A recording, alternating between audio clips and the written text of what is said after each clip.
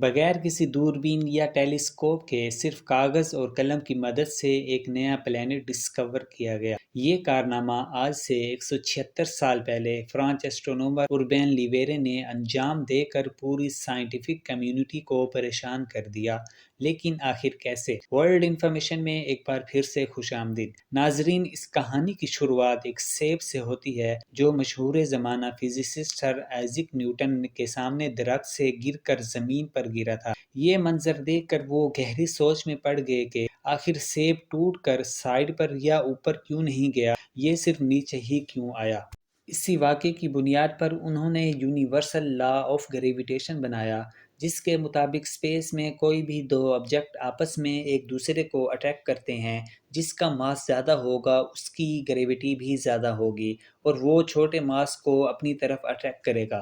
اس attract کو قوت کشش یا گریویٹی کہتے ہیں۔ ناظرین، یہ گریویٹیشنل لا صرف ہماری دنیا تک ہی محدود نہیں ہے بلکہ یہ پورے سولر سسٹم اور یونیورس پر بھی اپلائی ہوتا ہے۔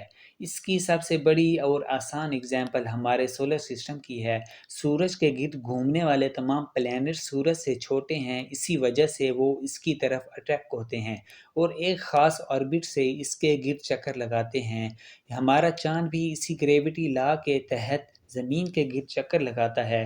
زمین جو چاند سے کئی گنا بڑی ہے، وہ چاند کو اپنی طرف اٹریکٹ کرتی ہے۔ دوسری طرف چاند بے شک ہی چھوٹا ہے، لیکن کچھ نہ کچھ گریویٹی اس کی بھی ہے۔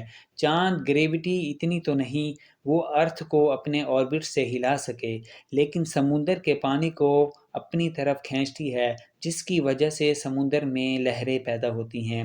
اگر ایک منٹ کے لیے سوچ لیا جائے کہ چاند ہماری زمین کے گرد گردش نہیں کرتا بلکہ رکا ہوا ہے، تو معلوم ہے کہ اس کا نتیجہ کیا ہوگا۔ چند ہی منٹوں میں چاند ہماری زمین سے ٹکرا جائے گا۔ جی ہاں ناظرین، جہاں ارتھ کی گریویٹی اس کو اپنی طرف اٹریکٹ کرتی ہے، وہیں اس کے آربٹ کرنے کی وجہ سے، گول چکر لگانے کی وجہ سے ایک فورس پیدا ہوتی ہے جو اس کو باہر کی طرف دھکیلتی ہے۔ اس فورس کو سینٹریفیوگل فورس کہا جاتا ہے۔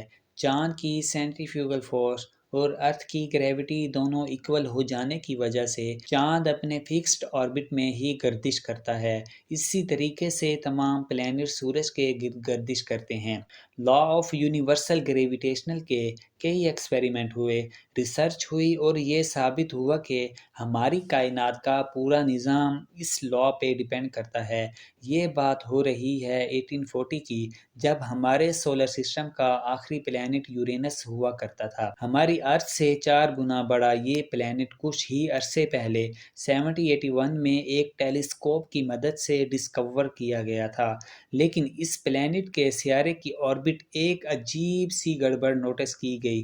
گڑبڑ یہ تھی کہ یہ نیوٹن کے گریویٹیشنل لا پہ پوری طرح عمل نہیں کر رہا تھا۔ یہ اپنے آربٹ میں ایک خاص پوائنٹ پہ آ کر ادھر ادھر ہونے لگتا۔ گریویٹیشنل لا پہ جس وجہ سے پوری یونیورس کا سسٹم چل رہا ہے، بھلا صرف ایک پلانٹ اس کے خلاف کیسے کام کر سکتا ہے؟ ناظرین، پورے 60 سالوں تک دنیا بھر کے ایسٹرونومر یورینس کے اس عمل کو دیکھ کر پریشان تھے۔ اس میں ایک فرینچ ایسٹرونومر اوربین لیویرے بھی تھے۔ وہ ساری رات یورینس کو اسٹڈی کرتے رہتے اور اس کا گریویٹیشنل لا کے اگینسٹ حرکت کرنا اور اپنے آربٹ سے نکل کر باہر ہو جانا ان کی سمجھ سے بھی باہر تھا۔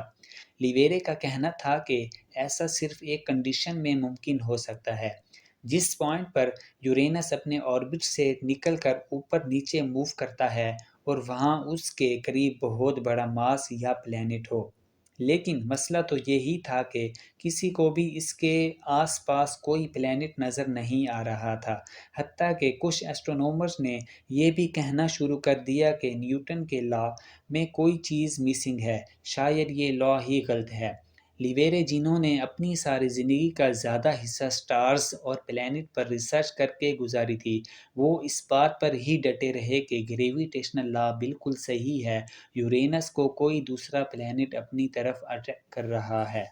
23 ستمبر 1846 کی رات کو لیویریے نے اپنے معمول کے مطابق دوبارہ آسمان کی طرف دیکھ کر گہری سوچ میں مبتلا تھے۔ ابھی انہوں نے ایک کاغذ اور ایک قلم اٹھایا اور لمبی چوڑی میتھمیٹیکل کیلکولیشن کرنے میں مصروف ہو گئے۔ جب کیلکولیشن کا رزلٹ آیا تو انہوں نے یورینس کے پاس ایک پن پوائنٹ لوکیشن کی نشاندہی کی۔ ان کا کہنا تھا کہ اس پوائنٹ پر ضرور کوئی دوسرا پلینٹ یورینس کے قریب موجود ہے۔ نہ صرف اس کی پوزیشن بلکہ لیویرے نے اس پلینٹ کا ماس بھی کیلکولیٹ کیا اور یہ نتیجہ نکالا کہ اس سیکریٹ پلینٹ کا ماس بھی یورینس جتنا ہی ہے۔ جب انہوں نے یہ تمام ڈیٹیلز پبلک کر دیں تو اس تھیوری کو اپوز کرنے والے ایسٹرونومرز نے لیویرے کا بہت مذاق بنایا، کیونکہ یورینس کے قریب بظاہر ایسا کوئی پلینٹ موجود ہی نہیں تھا۔ انہوں نے یہ تمام ڈیٹیلز برلن میں موجود اس وقت کی سب سے بڑی آبزرویٹری کو بھیجیں اور ان سے ریکویسٹ کی کہ اسپیس کے اس خاص حصے میں موجود یورینس کے قریب کسی طاقتور ٹیلیسکوپ سے دیکھا جائے۔ برلن آبزرویٹری کے ڈاکٹر جوہان گوٹفریڈ گیل نے جب آسمان کے اس خاص حصے میں دیکھا تو ان کو بھی اندھیرے آسمان کے سوا کچھ نہ دکھا، لیکن جب مزید تھوڑا فوکس کیا گیا تو واقعی ٹھیک لیویرے کی بتائی ہوئی جگہ پر ایک نیلا سیارہ موجود تھا۔ اس کا سائز یورینس جتنا ہی تھا، یعنی اس میں ہمارے ارتھ جتنے 4 پلینٹ فٹ آ سکتے ہیں۔ یوں سمجھ لیں اگر ارتھ ایک ٹینس بال ہے تو اس کا سائز باسکٹ بال جتنا۔ لیویرے کی پریڈکشن اور کیلکولیشن بالکل ایکوریٹ تھی۔ سولر سسٹم کا 8واں پلینٹ ڈھونڈا جا چکا تھا جس کو آج ہم نیپٹون کے نام سے جانتے ہیں۔ نیپٹون وہ پہلا پلینٹ ہے جس کو کسی ٹیلیسکوپ سے نہیں بلکہ میتھ کے فارمولاز، ایک پیپر اور ایک قلم کی مدد سے ڈھونڈا گیا۔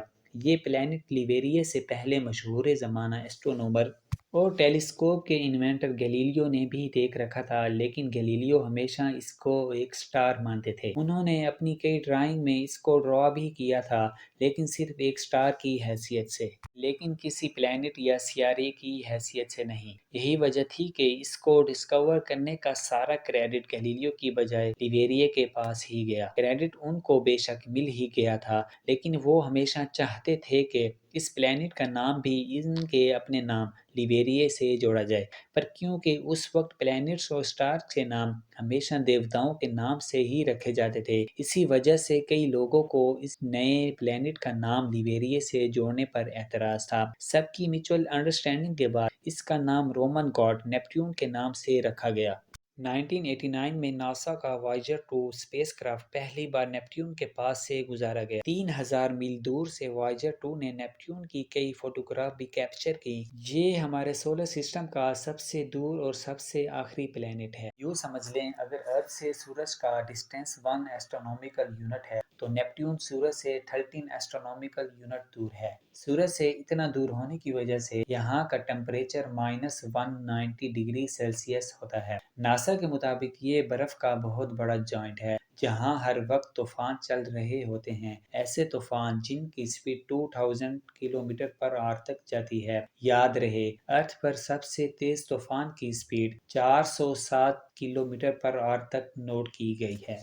نیپٹون کا ایک دن ارتھ کے 16 گھنٹے کے برابر اور یہاں کا ایک سال ارتھ کے 165 سال جتنا لمبا۔ لیویرے جنہوں نے صرف میتھ کے فارمولاز سے اس پلینٹ کو ڈھونڈا تھا وہ آج زندہ تو نہیں ہیں، لیکن پیرس میں موجود ان کی قبر پر نیپٹون کا یہ ماڈل ان کے کارنامے کی یاد دلاتا رہے گا۔